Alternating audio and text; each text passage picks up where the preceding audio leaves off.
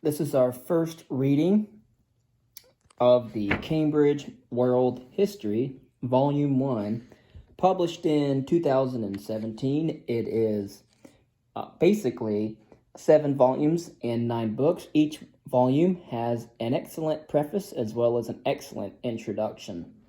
The Cambridge World History is composed of 200 articles from multiple contributors, scholars in their respective fields.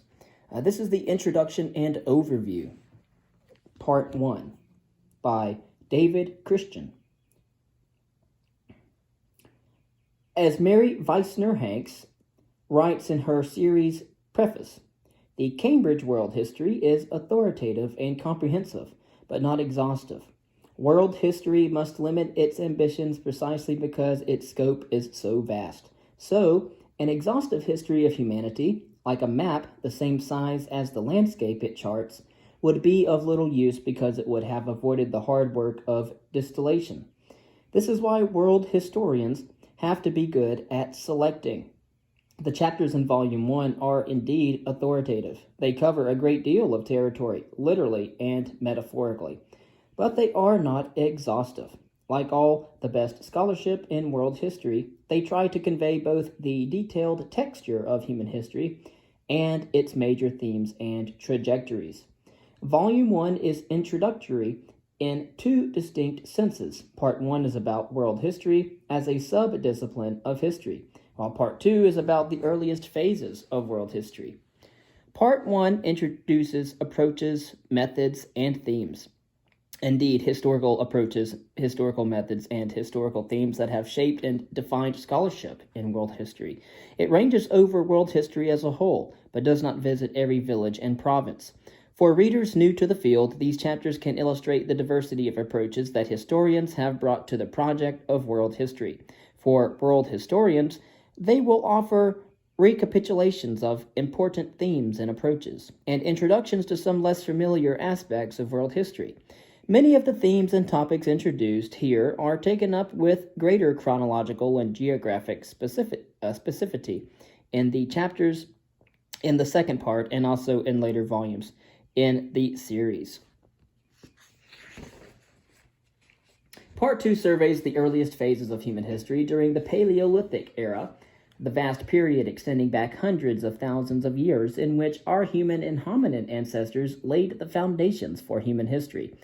As is appropriate in a volume intended mainly for those interested in the human past, it concentrates on the most recent phases of hominin evolution, the rise of our own strange species, Homo sapiens sapiens, and the very earliest human societies. Part 2 closes at the end of the last ice age, just over 10,000 years ago, when in some parts of the world, some of our ancestors took up agriculture.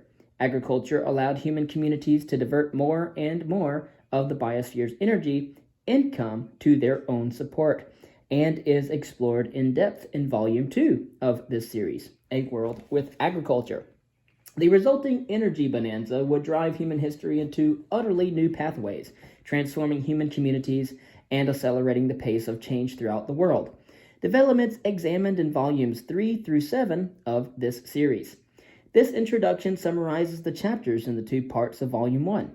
It describes some of the main themes of each chapter and makes comparisons among them, but inevitably skips most of the evidential detail and interpretive nuance. Like world history itself, it is a distillation, in this case a distillation of distillations, but some readers may want to use it as an extended table of contents before going on to the chapters themselves. Part 1. Historiography, Methods, and Themes. As a sub-discipline of the modern history discipline, world history is surprisingly new. In the words of the late Jerry Bentley, quote, "As it has developed since the 1960s, and particularly since the 1980s, the new world history has focused attention on comparisons, connections, networks, and systems, rather than the experiences of individual communities or discrete societies." This comes from Jerry H. Bentley in The Task of World History in the Oxford Handbook of World History, published by Oxford University Press in 2011, page 2. Most modern world historians have been trained as historians. So they accept the discipline's ground rules, but they also try to move beyond the national frames and evidential ground rules that shaped and limited historical scholarship in the 19th and 20th centuries. As many chapters in this volume show, world historians have worked particularly hard, though with qualified success, to escape the Eurocentrism of so much earlier historical scholarship, the sometimes unquestioned assumption that if it did not happen in Europe or the Western Hemisphere, it probably was not original or significant or influential. The impulse to a more global understanding of the past has been driven in part by globalization and decolonization. Shifts in the global balance of economic, military, and even intellectual power, and increasing global connections between scholars have exposed the severe conceptual and empirical limitations of the nationalistic and Eurocentric attitudes to the past that dominated historical scholarship in earlier centuries. The same pressures have encouraged more and more historians to explore the past as part of a shared human heritage. Paradoxically, that move has also taught us that world history is not as new as it may seem at first sight. Indeed, some form of world history can be found in most human cultures. As Marnie Hughes Warrington points out in her brief History of the World History, in Chapter 2, we find many different labels for the same core project. They include universal history, global history, transnational history, macro history, comparative history, big history, and more. She also points out that, whatever we call it, the World History Project is ancient. All attempts to make sense of the past depend on imagining a coherent and meaningful world of some kind, though they vary in the extent to which the purpose of world construction is explicit. But as this suggests, constructing a world that is ours also encourages an interest in the worlds of others. Over 2,000 years ago, Herodotus in Greece and Sima Qian in Han, China, drew sharp lines between their own world of civilization and the barbarous realms beyond the borders. For some writers, gender divided the barbarian from the non-barbarian. Witness the contrast between Christine de Pizan's The Book of the City of Ladies, published in 1405, A Universal History of Female Warriors, Good Wives, and Saintly Women, and Joseph Zwetnam's The Arraignment of Lewd, Idle, and Forward Women, published in 1615, which insisted that women being fashioned from Adam's rib are crooked by nature. Printing the philosophical turn of the Enlightenment and the professionalization of scholarship in the 19th century might have helped erase these lines, but in practice they redrew them. Historians became entranced by the nation-state and the challenge of constructing national histories, and world history fell into disfavor. Much world history continued to be written, often outside the formal structures of the history profession. But from the late 19th century, professional historians began to frown on the practice. From the middle of the 20th century, new themes for historical research, including modernization, world systems, area studies, and post-colonial studies, encouraged new ways of framing historical problems. So, too, did new approaches to history in general, including gender history in Chapter 10, environmental history, and the rapid increase in research on inherently worldish themes such as migration in Chapter 12. This broadening of the scope of historical research, along with increasing global integration, helps explain the modern revival of world history within the institutional structures and conventions of modern historical scholarship. Dominic Saxenmeyer's Chapter 3 also surveys the history of world history. But while Hughes Warrington notes the importance of world history scholarship outside the academy, Saxenmeyer focuses on secular academic writing in world history. He agrees that in some sense all history is world history because every community and every historian understands the past as the past of a particular world. Quote, in any culture and time period, the history of the world could only possibly mean the history of one's own world, that is, the world one was exposed to through lived experiences, personal travels, and the accounts of others. In that sense, the worlds of a 14th century Maya, a Northern European, a Japanese, or a Polynesian were certainly unlike each other, yet at the same time they had a decisive element in common. They all reached far beyond single political realms or cultural habits. End quote. Of course, such world histories always had to take notice of others, so that Saxenmeyer, like Hughes Warrington notes, a fault line in all early world histories, and perhaps within the very nature of world history itself, between our world and the world of others, a tension visible at least from the time of Herodotus and Sima Qian, and apparent also in Muslim historiography.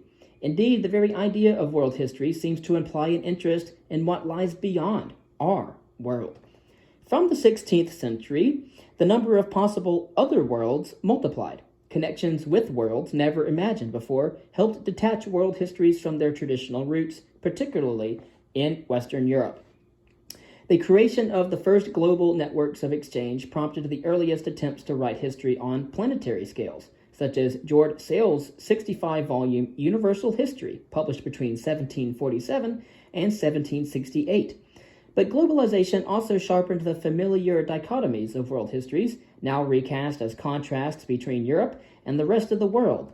European writers as influential as G.W.F. Hegel, George Wilhelm Friedrich Hegel, Karl Marx, and Max Weber put Europe at the center of their global vision and pushed other regions to the margins. Quote, generally speaking, the rest of the world was seen as too far behind the Western engine to be seriously studied as a guide or reference, end quote. Eurocentric world histories became less universal and less worldish. Globalization also shaped historiographical traditions outside of Europe, but in different ways. Outside the emerging West, national historiographical traditions emerged in tension with or in opposition to the history of the West, which was often reclassified as world history. Here, therefore, world history gained in importance because it meant the study of the West. Professionalization of the history discipline, often on European models, heightened in the sense of European exceptionalism. Even Nehru's glimpses of world history, though critical of the West, treated the West as paradigmatic or of historical processes in general. So too did the historiography of most communist societies, which retained the vision and spirit of Marx's Eurocentric account of world history. In the 20th century, several historians tried to break with overly Eurocentric approaches to the past. They included Oswald Spengler, who offered a vision of a declining West, Arnold Toynbee, who described a world of multiple distinct civilizations, William McNeill, who stressed the importance of connections between civilizations, and other historiographical traditions such as world systems, historiography, and other movements as well. But their impact on historiography was limited until after the collapse of communism in the last decade of the 20th century. The breakdown of Cold War divisions gave a powerful new impetus to research on global processes and global connections, which is why world history can seem like a new historiographical project. But even today, and even in work produced by world historians, there remains a complex but powerful tension between traditional ways of framing the past around regions or nations, traditions still supported by the educational policies of most governments, and the attempts at more global accounts of the past. Border-crossing scholarship, as Sachsenmeier calls it, we should not expect a homogeneous global historical scholarship to emerge from these efforts, but what we can expect is increasing dialogue between different traditions of world history scholarship. In Chapter 4, Michael Lang tackles the problem of periodization. Though fundamental to all historical writing, periodization takes distinctive forms and raises distinctive problems within world history. To use the language of Krakauer and Adorno, the historiographical period is a force field. It is pulled between poles of chronology and immanence, perpetually in tension and without resolution. By its very nature, the idea of a period hints at the universal of time, and therefore indicates, even when unexpressed, the history of the world. Michael Lang describes a series of attempts within modern historiography to manage the tension between the particular and what Leopold von Ranke called the great whole of universal history. When Ranke wrote, periodizations based on national histories were already shaping much historical scholarship, but most historians retained a sense of multiple times, from those of evolution or geology, nature's epochs, in Comte de Buffon's phrase, to the innumerable times all at one time of Johann Gottfried Herder. Ranke saw the nation itself as a partial resolution of the tensions between universality and particularity. The state itself was a sort of universal integrating many within a larger unity, but of course each state was also its own specific universal. At times, though, even Ranke found the tensions insoluble, at least for humans. God alone knows world history, we perceive the contradictions. Of course, Ranke was obviously a believer in supernatural and things that we now term superstitious. Other 19th century historians were equally skeptical of universals and equally captivated by the strange universal of the nation state. William Stubbs wrote that history showed endless differentiation rather than elemental unity. Yet he wrote too of a larger English national identity.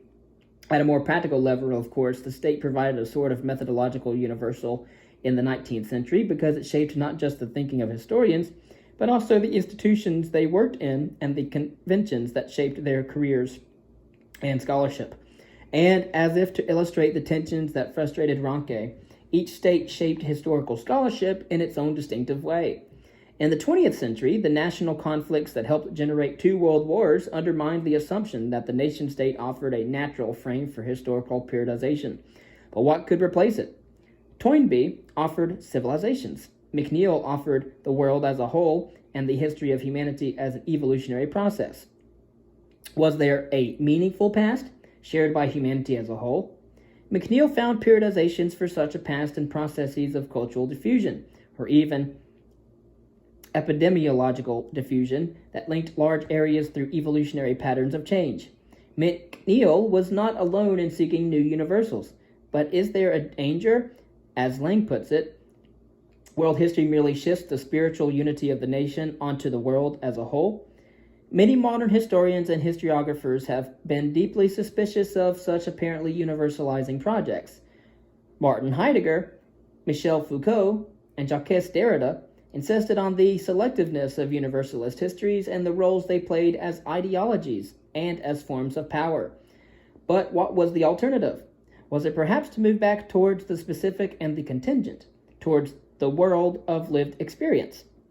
In 1956, Roland Barthes wrote, quote, "It seems that this is a difficulty of our epoch. Either posit a reality which is entirely permeable by history and ideologize, or else inversely posit a reality ultimately impenetrable, irreducible, and in this case, poeticize." So while attempts at world history moved towards universality, postmodern or postcolonial history moved towards particularity. Between these poles, chronology and immanence, evolution and rupture, universality and meaning, historiography employs the period, end quote. While Lang's chapter sees no easy resolution to the problem of periodization in world history, in Chapter 5, David Northrup defends a powerful but extraordinarily simple periodization of human history. For most of human history, we see divergence and diversification, but then during the last 1,000 years, we begin to see convergence everywhere. At some point, centrifugal forces for global divergence began to be overtaken by centripetal forces for convergence. Despite some interruptions, that trend continued and gradually gained momentum. This was the Great Convergence. As Northrup points out, the most influential historical periodizations have cut across the very project of world history. Some, such as the traditional European partitioning of the past into ancient, medieval, and modern periods, work best for particular regions, while some periodizations ignore everything before Sumer. Again, remember Sumer and Akkad. And others ban the historical study of today's world. Yet world history cannot ignore the problem of periodization without turning into a random collection of local histories. The simple periodization Northrup proposed really is global. It enhances, or embraces at least, the whole of human history, and it encourages discussion of future trajectories. For most of human history, long-distance exchanges were limited, and each community constructed its own distinctive history. Genomes diverged, so did languages, lifeways, and religious beliefs and rituals. Early modern Papua New Guinea illustrates these spectacular possibilities for linguistic divergence. Here, 1 million people spoke 500 distinct languages from 33 different language families. Similarly, a single Proto-Bantu language split into 250 different languages in less than 3,000 years. In retrospect, historians can see the commonality between these languages. Contemporaries were surely more aware of the differences. Today, though, the commonalities are more apparent. English and Spanish have spread not as language families, but as single languages, while many local languages are dying out, so that the total number of languages is declining fast. Meanwhile, diseases, technologies, and conflicts, or at least news of conflicts, hurtle around the globe, creating what V.S. Naipaul called universal civilization. When did convergence become the dominant trend? Regular contacts between all parts of the world began only in the 16th century, but Northrop argues that convergence has deeper roots. We find important exchanges of people, goods, ideas, and ritual objects deep in the Paleolithic period. In the last 5,000 years, empires and trading diasporas multiplied exchanges of goods, ideas, fashions, and religions. When did the balance tip? Northrop inspects several possible dates before opening or opting for 1000 CE, when, as John Mann argued, one can for the first time imagine a message being transmitted right around the inhabited world. Perhaps, as Northrop argues, the problem of periodization in world history is not quite as intractable as some historians imagine. In Chapter 6, Luke Clossie explores the world history of ideas and thought, or as is known as intellectual history. Can there be a world history of belief, knowledge, and language? This chapter 2 is shaped by the problem of Eurocentrism. It tracks the evolution of the idea that European science and secularism have colonized the world of thought, and it asks if a world history of ideas should or can yield a more ecumenical history of human thought. In fact, as Clossie points out, there has been little world history of ideas. Most of our books about knowledge, he says, are in fact about Euro-knowledge, rather than about the wider world's ethno-knowledges, end quote. Even the idea of ethno-knowledges implicitly distinguishes them from knowledge, pure and simple, which is assumed to work everywhere, while ethno-knowledges are assumed to work only on their home grounds. Can we, particularly if we are historians based in the West, possibly study ideas or beliefs free of such assumptions? Some of the earliest attempts at a worldish understanding of religion and language were European, the products of some of the earliest global empires. But they launched a tradition of comparative scholarship that, in retrospect, seems surprisingly un-Eurocentric.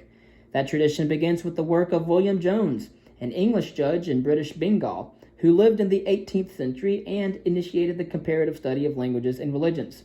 The tradition he began was continued in the work of the philologist Max Muller, and in that of George Sarton, who founded a journal on the history of science called ISIS in 1927.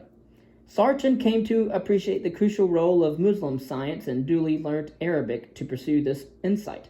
Eventually, though, historians of thought became dissatisfied with the broad generalizations of the pioneers and began to narrow the scope of their work, focusing increasingly on regional traditions, which they often portrayed as foils to modern European science. Seeing European thought itself as a local tradition is not easy, though there have been some remarkable attempts, such as Eric Wolf's Europe and the People Without History, and Dipesh Chakrabarty's Provincializing Europe. But even these help us do little more than nibble at the edges of Eurocentrism in the world history of thought. The rest of Clossie's chapter assesses the nature and extent of Eurocentrism and debates over four worldish topics: hominization, the process by which our ancestors became human; the idea of the axial age was coined by Karl Jaspers; the study of the European scientific revolution; and the idea that religion is in decline in the modern world. In all four discussions, he finds that Eurocentrism survives in subtle and not-so-subtle forms despite growing awareness of its limitations. For example, it might seem that the study of hominization to be worldish, yet even here it is possible to identify subtle forms of Eurocentrism, if only because so many of those who study the subject are European, or at least live in the Western Hemisphere. Some of the consequences will be discussed in Chapter 16. And this may lead to the heart of the problem of Eurocentrism. So much world history is the work of Western scholars, so it is hardly surprising if a casual survey of courses and textbooks used in the University of Cambridge yields a list of knowledge makers that is overwhelmingly European. Similarly, a quick survey of modern world history textbooks shows that science looms large in accounts of Western societies, while religion looms larger in accounts of non-Western societies. Is it surprising if a world history dominated by Western scholars is Eurocentric?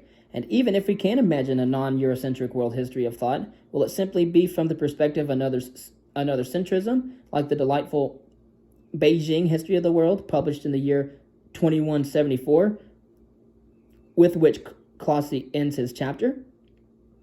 In Chapter 7, Dan Hedrick explores a specific but critical aspect of intellectual history, the history of technology and innovation.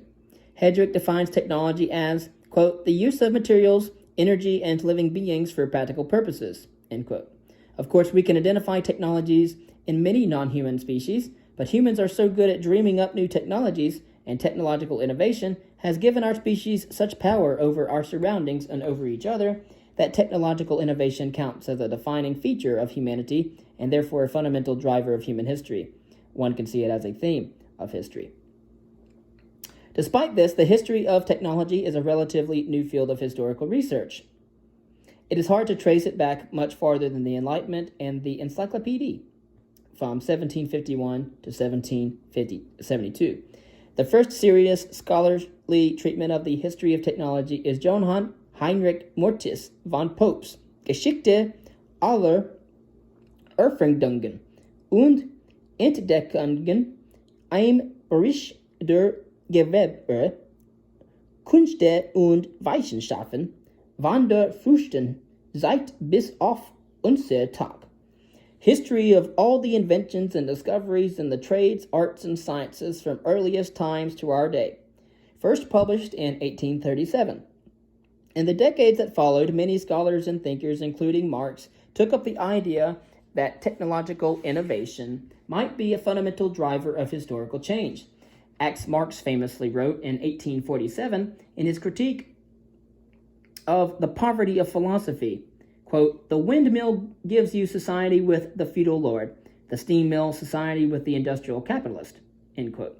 Such claims raised a fundamental question for historians. If technological innovation in science is a powerful driver and theme of history, what drives technological innovation?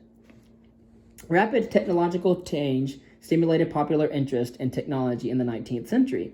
That interest was evident in the great exhibitions beginning with the French Industrial Exposition of 1844 and the building of museums of science and technology and museums dedicated to particular technologies such as the railways, as well as in exhibitions such as Sturbridge Village in Massachusetts, which recreated displays of traditional technologies such as blacksmithing. Scientific American, which is a journal dedicated to the dissemination of information concerning science and technology, was founded in the year 1845. Popular interest in technology was normally, as Hedrick puts it, Whiggish.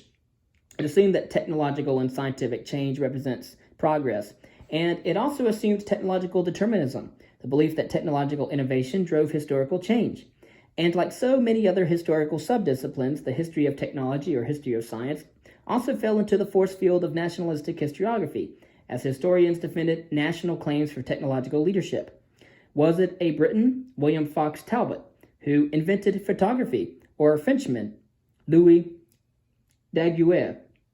Was it a Frenchman, Clement Ader, who pioneered heavier-than-air flight, or the American brothers Orville and Wilbur Wright? Modern scholarship in the history of technology really begins in the 20th century. George Sargent's multi-volume history of science was exceptionally broad in its approach and particularly in its willingness to highlight the achievements of Islamic science.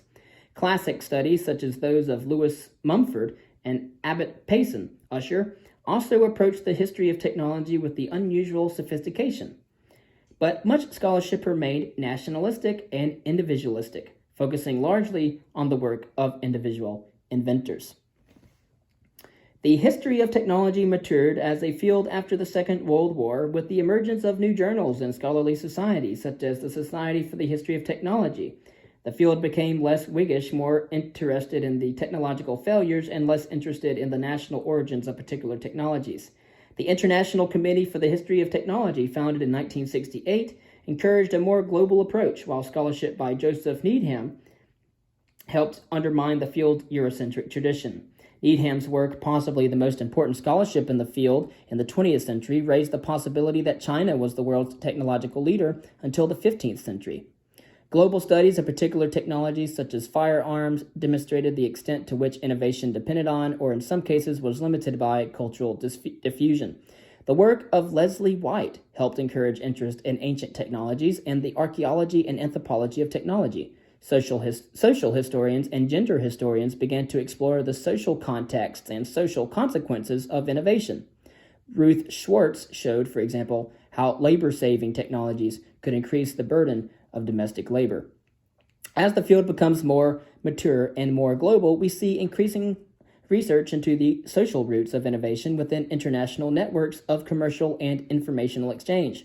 Are we at last approaching a generally worldish history of technology? An update, perhaps, of von Pope or Sarton for the 21st century.